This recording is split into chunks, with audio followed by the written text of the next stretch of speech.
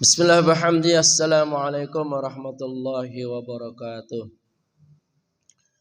Alhamdulillah wa kafa wa salamun ala ibadihi alladhina astafa.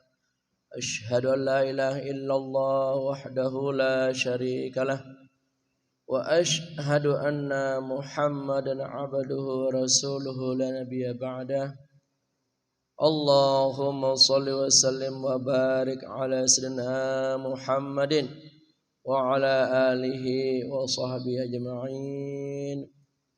Allahumma aslih ummata Muhammadin sallallahu alaihi wasallam wa farij an ummati Muhammadin sallallahu alaihi wasallam warham ummata Muhammadin sallallahu alaihi wasallam وانشر احفظنا نهضة الوطن في العالمين بحق محمد صلى الله عليه وسلم أما بعد قالوا سبحانك لا علم لنا إلا ما علمتنا إنك أنت العليم الحكيم ربي زدني علما وارزقني فهما ربي اشرح لي صدري ويسر لي أمري واحلل عقدة من لساني يفقه قولي Rabbi a'udzu bika min hamazatis syayatin wa a'udzu bika rabbi ay yahdurun. Shadaqallahul azim.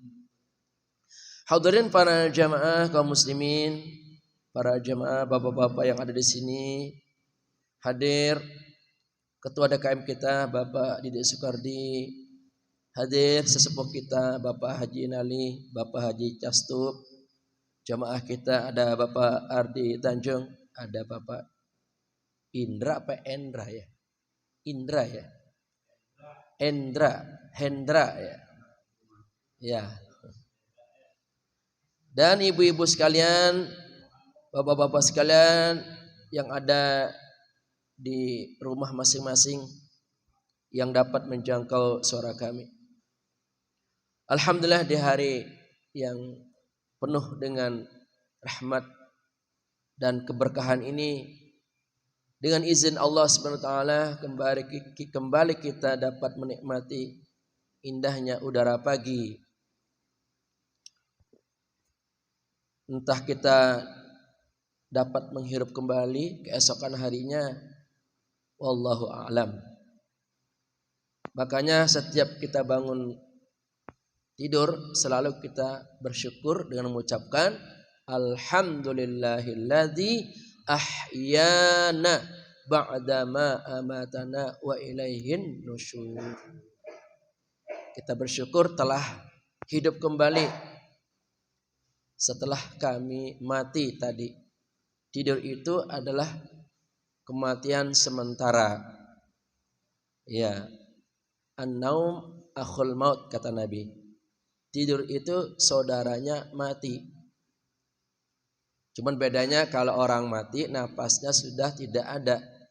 Kalau orang hidup napasnya masih. Kalau orang tidur napasnya masih ada. Ya, sudah ada di alam lain. Tetapi belum sampai ajal. Nah, dikatakan di sana seolah-olah kami baru saja mati. Makanya kita bersyukur. Ternyata dikembalikan roh kita setelah dicabut oleh Allah sementara waktu semalaman. Entah besok apakah roh kita akan dikembalikan.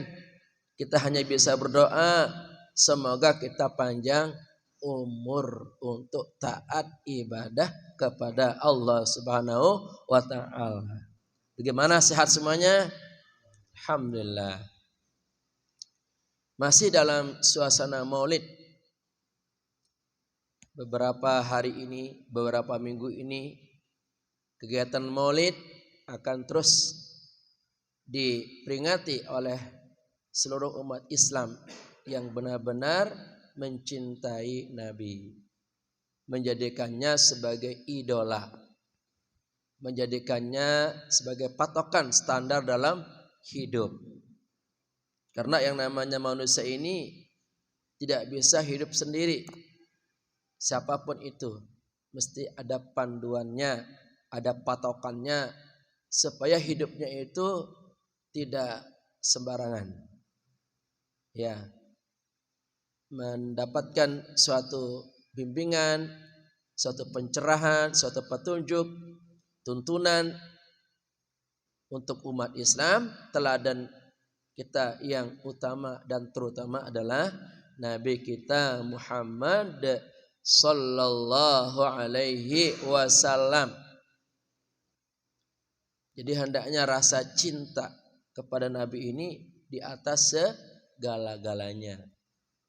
Bahkan kalau seandainya kita mengatakan saya cinta kepada diriku, tetapi jangan sampai mengalahkan cinta kita kepada Rasulullah sallallahu alaihi wasallam. Begitu juga saya cinta kepada istri saya. Ya, tapi jangan sampai mengalahkan cinta kita kepada Rasulullah sallallahu alaihi wasallam.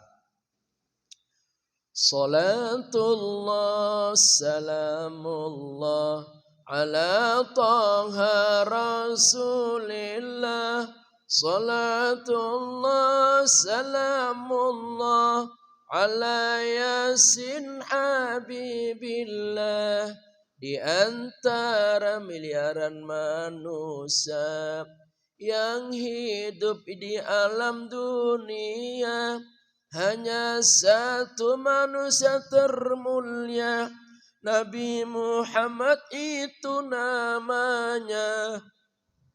Salatullah salamullah ala taha rasulillah.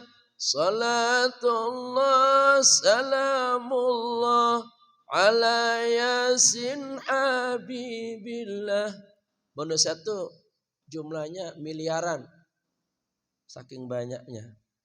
Apalagi kalau dihitung dari eranya Nabi Adam sampai sekarang, belum kita temukan data terkini berapa itu jumlah manusia yang sudah hidup. Yang sudah hidup ya, pernah menikmati indahnya bumi ini.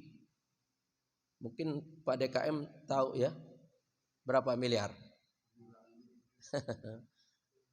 Ya, kalau untuk zaman sekarang yang kita masih hidup di era sekarang ini, katanya saya nggak pernah ngitung jumlah manusia yang hidup di dunia sekarang ini yang masih hidup, katanya ya 7,6 miliar. Silakan dihitung, nggak tahu cara ngitungnya gimana tuh ya. Apa mungkin pakai alat komputer ya. 7,6 miliar yang hidup di bumi yang sempit ini. Dikatakan sempit karena di antara planet-planet yang ada, ternyata bumi termasuk planet yang sangat kecil bila dibandingkan dengan planet-planet yang ada di alam semesta. Ya. Apalagi manusia setiap hari beranak pinak kan, makin sempit ini. Ya, lahan untuk kita menjadikan tempat tinggal, makin sempit rezeki yang kita cari. Ya. Nah, di antara 7,6 miliar itu ada 2,9 umat Islam. Jadi ini tugas para dai, ya, para ulama nih masih panjang ya. Kita harus bisa mendakwahkan kepada mereka yang belum beriman. Ya. Jumlah penduduk di dunia 7,6 miliar. Yang sudah beriman, yang sudah Islam 1,9 miliar. Jadi masih panjang ini dakwah para ulama. Kita menyampaikan Islam dengan cara yang lemah lembut. Insya Allah mereka akan tertarik masuk ke dalam Islam dengan akhlak kita. Nah, di antara miliaran manusia yang pernah hidup di dunia ini, ternyata yang paling mulia dan termulia adalah Nabi kita Muhammad sallallahu alaihi wasallam. Hebat sekali itu Nabi ya. Memang semua manusia lahir mulia. Walaqad karramna bani Adam. Firman Allah, sesungguhnya kami telah memuliakan keturunan Nabi Adam. Tetapi yang termulia dalam segala apapun, dalam segi ilmu, dalam segi wawasan, dalam segi kesehatan, dalam segi pandangan, yang termulia adalah Nabi kita Muhammad sallallahu alaihi wasallam. Mana buktinya? Tidak ada manusia satupun di muka bumi ini yang paling banyak disebut namanya. Betul? Betul enggak? Selain Nabi kita Muhammad sallallahu alaihi wasallam. Kita dari pertama kita datang tadi, berapa kali kita menyebut nama Nabi? Dari azan, iqamah, sholat. Kemudian sekarang kita mendengarkan tausiah, kuliah pagi ini. Sudah berapa kali nama Nabi kita sebut? Belum orang yang share di media, ya, belum yang membaca sholawat. Tidak ada manusia sepiral Nabi kita Muhammad sallallahu alaihi wasallam. Bahkan agama-agama lain selain Islam pun banyak yang mengenal nama Nabi. Ya, dari anak kecil sampai orang tua semuanya mengenal nama Nabi kita Muhammad sallallahu alaihi wasallam. Kenapa beliau banyak disebut? Karena beliau adalah orang yang termulia. Kan orang mulia itu pasti disebut namanya. Akhlaknya, ya kan, sifatnya, kepribadiannya, ilmunya, semuanya yang terbaik. Semuanya terpuji, semuanya indah dalam penampilannya. Maka wajar disebut Nabi itu adalah yang termulia. Kita saja ini kalau kita punya sifat terpuji, kita selalu disebut oleh keluarga kita, mungkin oleh tetangga kita. Kita yang mulianya sedikit saja orang menyebut. Apalagi kesempurnaan sifat mulia itu ada pada Nabi kita Muhammad SAW. Maka beliau pasti akan disebut namanya. Bukan setiap menit lagi ya. Setiap detik nama Nabi disebut namanya. Betul jamaah? Iya. Dalam kita ngobrol dengan teman-teman, ya, apa di rumah, apa di mana, selalu ada tuh, ya, nama Nabi disebut. Ya, selain nama Allah, juga nama Nabi selalu disebut. Karena beliau adalah manusia yang termulia di antara miliaran miliar manusia yang hidup di atas muka bumi ini. Nabi Muhammad membimbing kita dengan Quran hadis mulia, mengajarkan iman dan taqwa, adab moral kepada sesama. Salatullah salamullah ala taha rasulillah. Salatullah salamullah ala yasin habibillah. Nah, dikatakan Nabi Muhammad itu adalah manusia termulia, ya, karena membawa ajaran-ajaran yang sangat mulia. Di samping sifat-sifatnya juga yang paling pokok, beliau mengajarkan ajaran-ajaran yang sangat mulia. Berupa apa? Firman Allah, wahyu ilahi dalam Al-Quran dan hadis-hadis beliau. Itu yang menyebabkan tidak ada yang mengalahkan kemuliaan beliau, karena beliau mengajarkan firman Allah, wahyu Allah, yaitu Al-Quran dan hadis. Hadis itu adalah penjelasan, tafsir dari Al-Quran. Jadi penjelasan-penjelasan Al-Quran itu dijabarkan dalam hadis, dalam ucapan Nabi, dalam sikap Nabi, ya. Atau mungkin ada hukum-hukum yang masih kurang jelas, masih umum, diperjelas dalam hadis beliau. Atau mungkin ada hukum-hukum yang tidak disebutkan dalam Al-Quran, disempurnakan dalam hadis-hadis beliau. Makanya hadis itu sangat banyak, ribuan bahkan jutaan hadis. Karena Quran itu kan mentahannya, bahan bakunya perlu dijabarkan, perlu dijelaskan. Maka lahirlah, ya, para imam-imam hadis yang terus menggali hadis-hadis Nabi supaya Quran itu bisa dikuak, bisa diurai, ya, isi kandungannya, ya kan? Demikian. Oleh karena itu para jamaah sekalian, jangan jauh-jauh dari Nabi.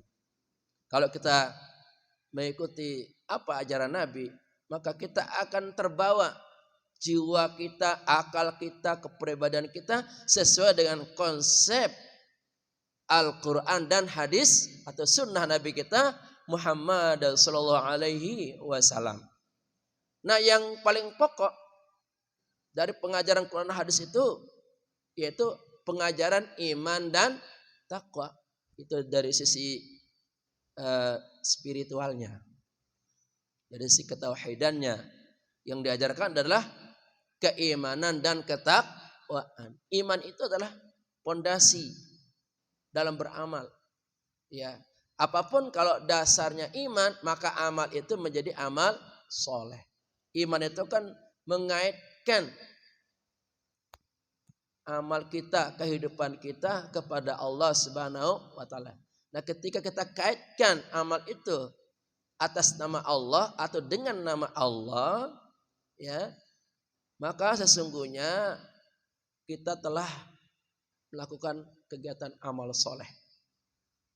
Nah, umpama kita ngaji nih, ngaji kaitkan karena Allah, maka ini menjadi amal soleh. Kalau kita nggak kaitkan karena Allah, mungkin karena duniawi, maka tidak akan menjadi amal soleh nih, walaupun kelihatannya amal akhirat.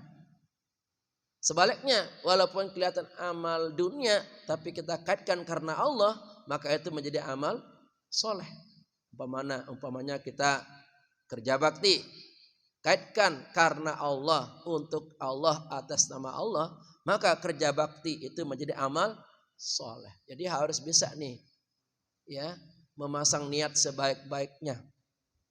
Dalam segala amal kita, dasarnya adalah dari iman, yaitu karena Allah. Karena Nabi mengajarkan seperti itu. Dan ini yang membuat amal-amal kita bermanfaat, diterima, dan mendapatkan pahala dari Allah Subhanahu wa taala. Kemudian mengajarkan kita takwa. Takwa itu rasa patuh, melaksanakan hukum-hukum Allah. Garis besarnya takwa itu adalah yang sering kita dengar dari para khatib, melaksanakan perintah Allah dan menjauhi larangannya. Itu adalah sikap patuh terhadap hukum-hukum Allah yang diajarkan kepada kita. Nah, kemudian yang terkait dengan sesama, dalam Quran hadis itu diajarkan tentang adab dan moral kepada sesama manusia. Itulah fungsi Al-Quran. Ya, secara vertikal kepada Allah, kepada Tuhan, kita harus bangun spiritual keimanan kita melalui sholat seperti ini, melalui zikir, membaca Quran. Kita bangun terus, ya, spiritual keimanan kepadanya. Kemudian secara horizontal kepada sesama manusia, kita bangun adab dan moral. Kita harus beradab dimanapun, jangan biadab ya para jamaah. Kita harus beradab. Adab itu adalah sikap tata krama, etika, sopan santun, yang disebut moral. Ya, moral itu adalah sikap-sikap terpuji yang merupakan moralitas. Nah, dari adab dan moral ini ketika kita mampu untuk mempraktikkan dalam kehidupan, maka disebut dengan akhlakul karimah. Jadi ketika kita mampu beradab dengan adab-adab yang islami, dan kita tunjukkan moral itu, adab itu menjadi moralitas yang nyata dalam kehidupan, maka berkumpulnya adab dan moral ini menjadi akhlakul karimah, akhlak yang mulia.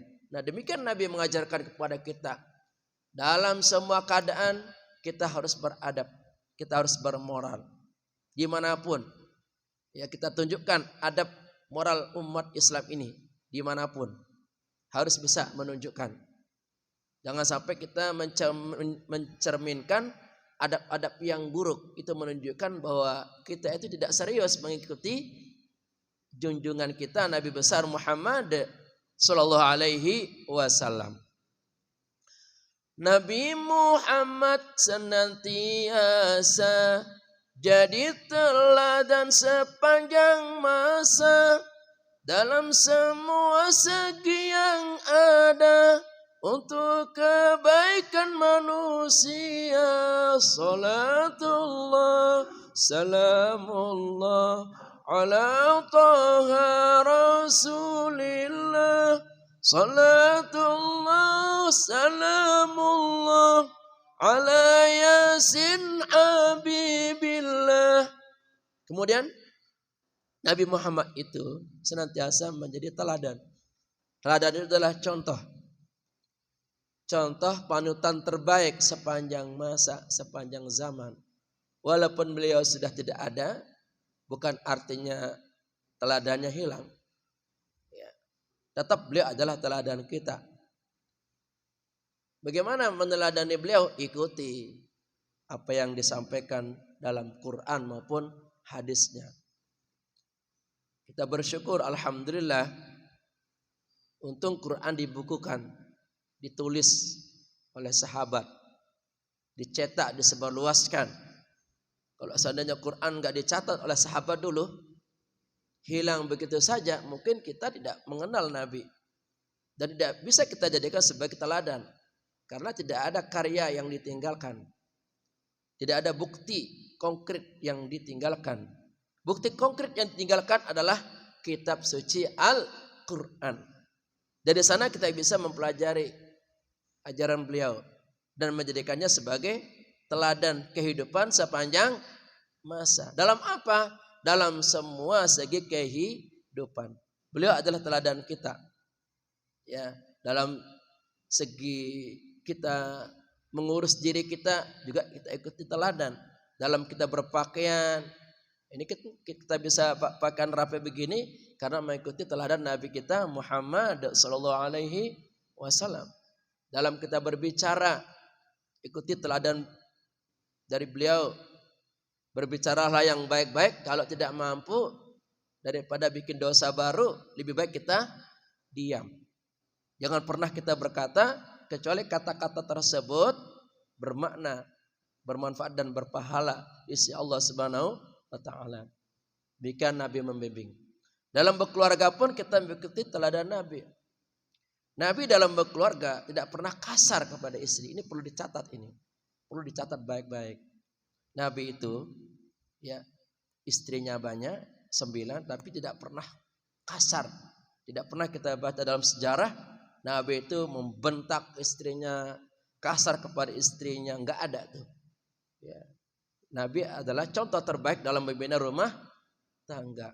Justru kita kasihan ya lihat istri kita udah capek, udah lelah, ya membuatkan kita segala-galanya untuk kebutuhan kita, ya kan? Istri kita juga telah hamil, dari rahim istri kita keluarlah anak-anak kita. Coba, itu kalau nggak ada istri di rumah, itu rumah itu bagaikan kuburan, tidak ada kehangatan. Betul jemaah? Tapi kalau ada rumah, ada istri di rumah, rumah kita hangat, ya rumah kita lengkap. Ya, maka jangan sampai kita kasar kepada istri kita. Kita punya rasa cinta dan sayang, kasihan kepada istri kita. Dan itu merupakan hadiah terindah dari Allah Subhanahu wa taala.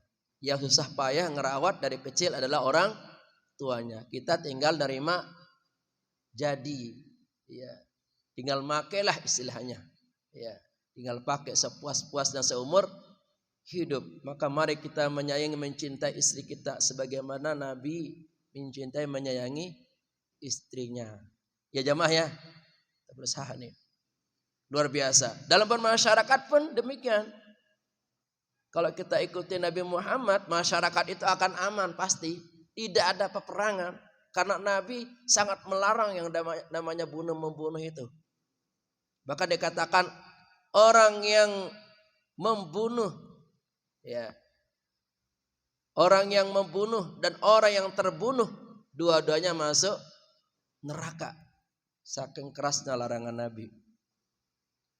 Ya. Kemudian dikatakan kalau seandainya membunuh satu orang manusia sama artinya membunuh semua umat manusia. Demikian Nabi mengajarkan kepada kita. Bayangkan itu. Kalau di masyarakat itu diterapkan ajaran-ajaran Nabi, maka masyarakat kita itu pasti aman, tentram, damai, ya, semuanya dalam kebaikan. Kan untuk kebaikan manusia. Kita bersyukur alhamdulillah diutusnya Nabi sehingga menjadi jelas kemana arah hidup kita. Apa tujuan hidup kita? Semua yang mengajarkan adalah Nabi kita Muhammad sallallahu alaihi wasallam. Dan itu pasti siapapun yang betul-betul menjadikan Nabi sebagai teladan umat terbaik sepanjang masa, maka akan merasakan betapa luhurnya, betapa mulianya, betapa hebatnya ajaran Nabi kita Muhammad sallallahu alaihi wasallam. Pernah diadakan suatu penelitian oleh seorang ilmuwan yang sangat terkenal namanya Michael Hart, ya, meneliti tokoh-tokoh dunia, ya, mulai dari para nabi, tokoh-tokoh yang pernah berjasa membuat perubahan di dunia ini. Ada 100 tokoh yang beliau teliti, yang beliau pelajari dalam sejarah kehidupannya di masyarakat, ya, langsung. Ya, ternyata padahal beliau itu non muslim loh. Anehnya di antara 100 tokoh dunia itu menempatkan Nabi Muhammad rangkeng pertama. Subhanallah. Coba itu. Ya. Ini non muslim loh yang meneliti. Mengakui bahwa Nabi Muhammad adalah orang yang paling besar memberikan perubahan di atas muka bumi ini. Ya. Bayangkan bandit-bandit, pemabuk-pemabuk, penjahat-penjahat kelas kakap pada waktu itu bertobat zaman jahiliyah itu. Saking jahiliyahnya bisa tukaran-tukaran istri. Kalau umpamanya bosan nih, tukaran yuk malam ini, bisa. Jadi perempuan diangkat barang. Kalau yang lahir anaknya perempuan itu langsung marah itu. Dikubur hidup-hidup itu.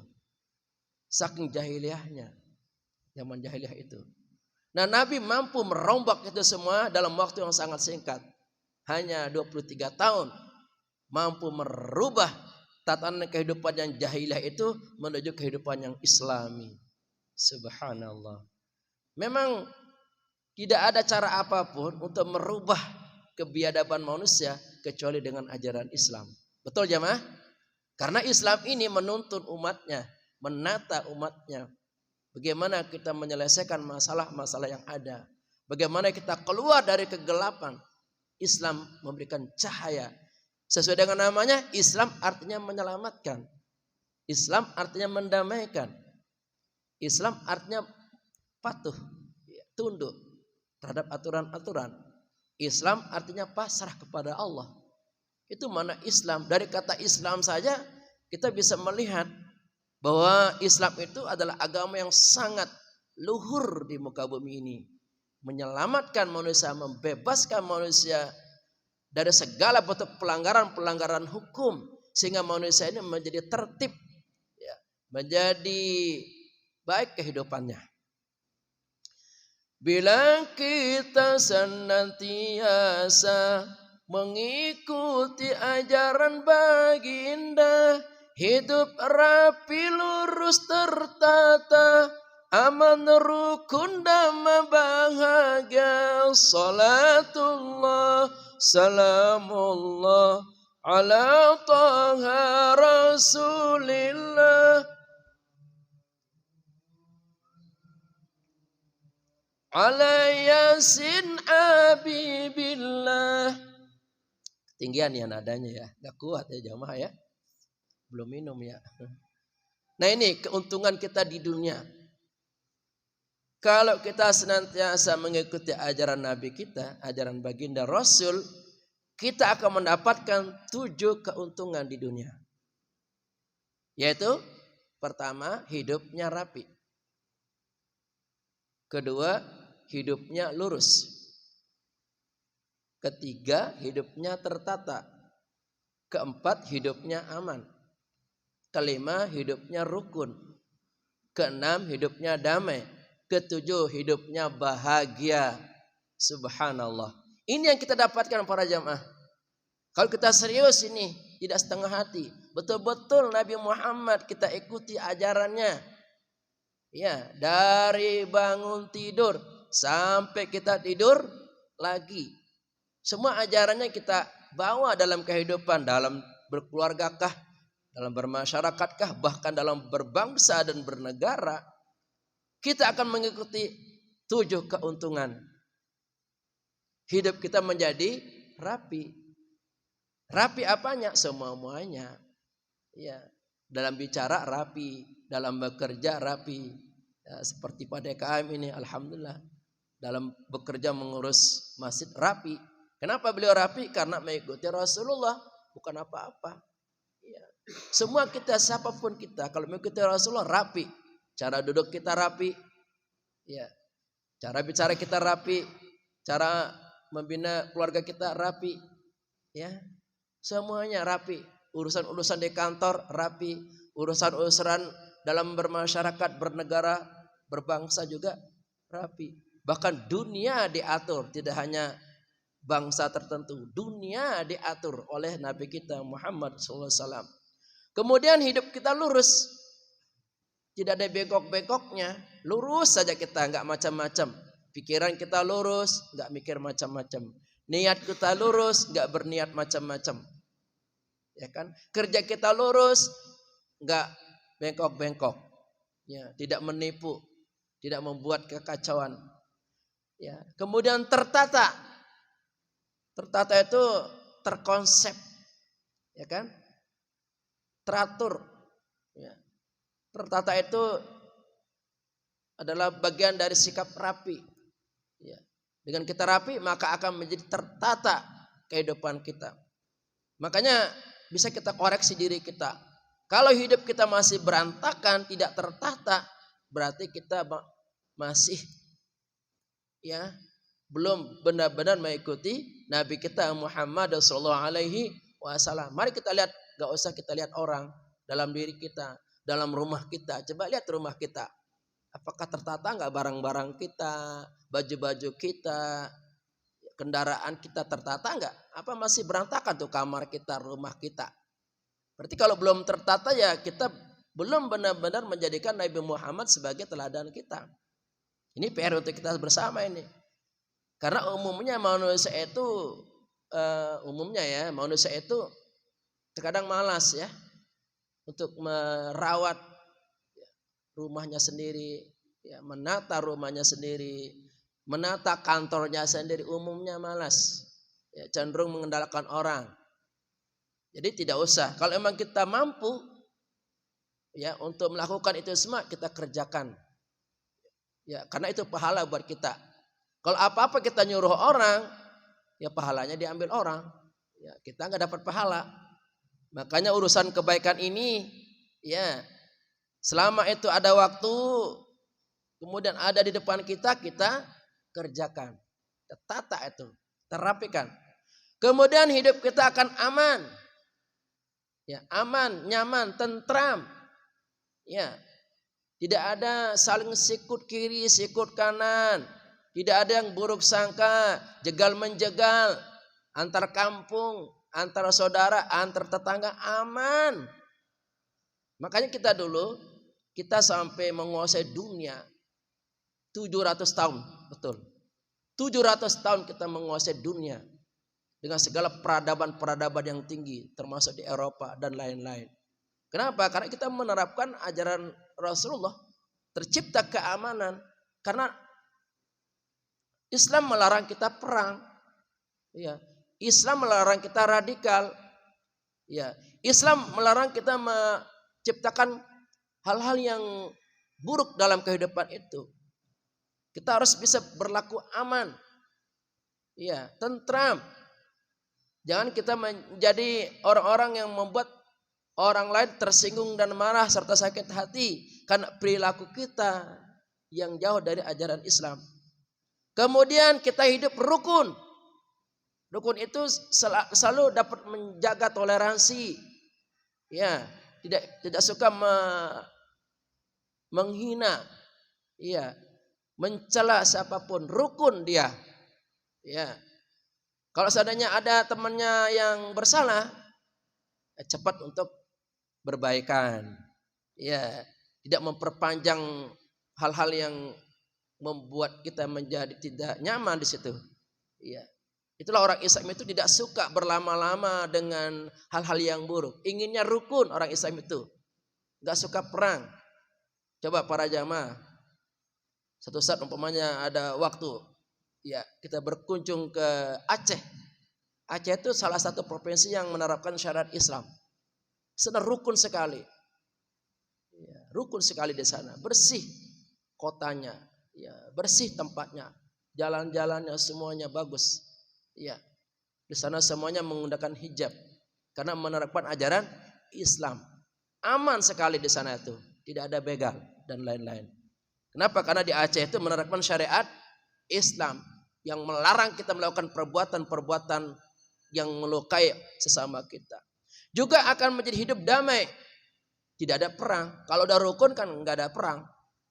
Siapa sih yang suka perang? Kalau kita perang, ya pasti kita akan hancur ya moralitas kehidupan kita. Tidak ada nikmatnya kita perang. Apapun alasannya itu. Makanya dalam Islam dilarang kita perang. Lebih baik kita damai. Perang itu pasti akan merugikan semua-muanya. Ya, tidak ada suasana yang kondusif di situ. Ya, makanya Islam itu anti yang namanya perang. Islam itu sesuai dengan namanya Islam. Keselamatan.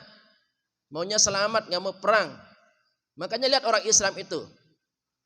Agama yang paling sibuk beribadah orang Islam. Betul jamaah? Coba 5 kali kita sholat. Belum sholat sunnah. Iya. Belum zikirnya. Belum ngajinya seperti ini. Mana sempat kita membuat senjata. Mana sempat kita berpikir perang. Kalau semuanya kita beribadah seperti ini. Maka tidak akan ada peperangan. Surga itu rasanya. Nah endingnya di dunia ini kita akan bahagia. Bukan bahagia asal ngomong. Benar-benar bahagia menjalani hidup ini. Ya, kita membina rumah tangga bahagia rasanya. Walaupun mungkin secara finansial, secara ekonomi kita sangat sederhana. Tapi karena kita mengikuti Nabi, kita akan merasa bahagia. Ya. Dalam keadaan apapun kita bahagia dan bersyukur atas nikmat yang Allah berikan kepada kita. Ini bukan bahagia yang hanya ngomong doang, bukan bahagia yang palsu. Benar-benar bahagia lahir maupun batin kalau kita mengikuti baginda Nabi besar Muhammad sallallahu alaihi wasallam. Coba kita ulang ini. Kalau kita mengikuti ajaran baginda Rasul, ada berapa keuntungan yang kita dapatkan di dunia? Pak DKM? 7. Apa tadi? Pertama, hidup kita rapi. Terus? Lupa ya. Lurus. Terus? Tertata. Aman. Rukun. Damai dan bahagia. Nah, tolong diingat-ingat ini. Ini ilmu ini. Ini enggak ngarang-ngarang ini ilmu ini. Alhamdulillah. Dengan izin Allah saya bisa menyusun seperti ini. Sekarang kan zaman canggih. Kita nggak usah nyatet. Di internet ada. Tinggal buka tuh. Ya, di syiar95news.com. Tulis saja. Syair inspiratif ke-298. Ya, Nabi Muhammad teladan manusia Abu Akram. Langsung dah keluar. Ya, alhamdulillah ya. Terakhir. Mari kita sholawat padanya sebagai tanda rasa cinta. Semoga syafaat kita terima di akhirat masuk ke surga. Salatullah, salamullah ala taha rasulillah salatullah salamullah ala yasin habibillah. Karena demikian besar jasa Nabi membimbing kita dengan Quran hadis, membimbing akhlak kita, membimbing moral kita. Siapapun tidak akan mampu membalas jasa-jasa beliau. Benar, tidak akan bisa membalas jasa. Ya, coba kita bisa berpakaian rapi seperti ini kan karena jasa beliau. Mengajarkan kita adab dalam berpakaian. Termasuk kita beribadah, mengenal siapa Tuhan kita. Itu kan jasa beliau yang sangat besar. Kita bisa menyembah Allah, nikmat rasanya berjamaah. Ini kan jasa beliau yang sangat besar. Ya, maka sebagai tanda terima kasih kita diajarkan oleh Allah, innallaha wa malaikatahu yusalluna 'alan nabi. Terus ya ayyuhalladzina amanu sallu 'alaihi wa sallimu taslima. Membaca sholawat itu tanda kita berterima kasih kepada beliau. Bahkan dikatakan dalam hadis, orang yang dinamakan pelit dan benar-benar pelit sejati apabila Nabi Muhammad disebut namanya tidak membaca sholawat. Itu benar-benar pelit tingkat tinggi tuh. Kalau orang pelit karena tidak mau berderma itu pelitnya biasa. Biasa itu orang pelit di mana-mana ada. Betul jemaah? Tapi kalau enggak mau baca sholat udah pelitnya udah benar-benar pelit itu. Baca sholat aja enggak bisa kan gampang itu. Mana tanda terima kasih kita kepada Nabi? Baca sholat aja susah. Mau pendek bisa. Sallallahu ala Muhammad. Sallallahu alaihi wasallam. Sallallahu ala Muhammad. Sallallahu alaihi wasallam. Boleh dinyanyikan, boleh dibaca biasa. Allahumma sholli ala Sayyidina Muhammad wa ala ali Sayyidina Muhammad. Atau salat yang panjang. Silakan, bebas. Ya. Ini membuktikan kita berterima kasih. Dan sebagai tanda rasa cinta, beliau terlahir di muka bumi ini menjadi teladan terbaik bagi kita. Makanya orang Islam itu sangat gemar membaca sholawat, membuktikan rasa cinta dan terima kasih kepada Nabi kita Muhammad sallallahu alaihi wasallam yang jasanya tidak terukur.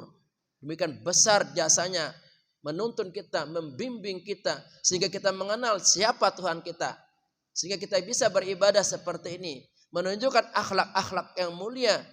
Itu adalah ajaran baginda yang sangat besar kepada kita. Nah kemudian di akhirat keuntungan yang kita dapatkan 2. Kalau di dunia tadi keuntungan yang kita dapatkan 7. Kalau di akhirat kalau kita mengikuti keteladanan Nabi kita Muhammad SAW, kita akan mendapatkan 2 keuntungan yang sangat besar. Apa itu? Mendapatkan syafaat dan masuk surga. Pasti itu ya. Mau kemana sih? Kalau kita betul-betul ikutin Nabi, gak akan kemana-mana. Kita akan mendapatkan syafaat dan kita akan masuk surga. Kan itu yang kita cari. Pengennya nanti di akhirat dapat syafaat. Apa itu syafaat? Pembelaan dari Nabi kita. Karena kita adalah umat yang benar-benar selalu mengikutinya dan membaca salawat kepadanya. Nah sekarang kita ngaku umat Nabi, tapi baca salawat saja tidak.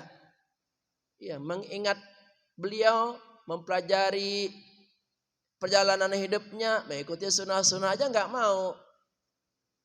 Terus nanti kita berharap dapat syafaat di akhirat, nggak bisa.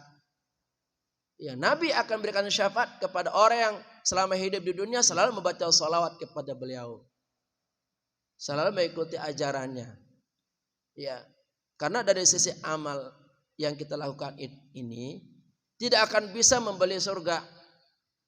Ya, amal kita ini terlalu sedikit bila dibandingkan dengan orang-orang soleh para wali Allah itu. Kita tuh ingatnya Allah lagi sholat saja. Selebihnya kita nggak ingat apa-apa. Kalau para wali Allah, orang soleh 24 jam ingat Allah. Para nabi ingat Allah terus, nggak pernah lepas itu. Kita nggak akan bisa masuk surga dengan amal kita yang sedikit ini. Nggak bisa. Jangan percaya diri, saya mau udah sholat jamaah, saya udah ngaji, surga udah saya. Nggak bisa.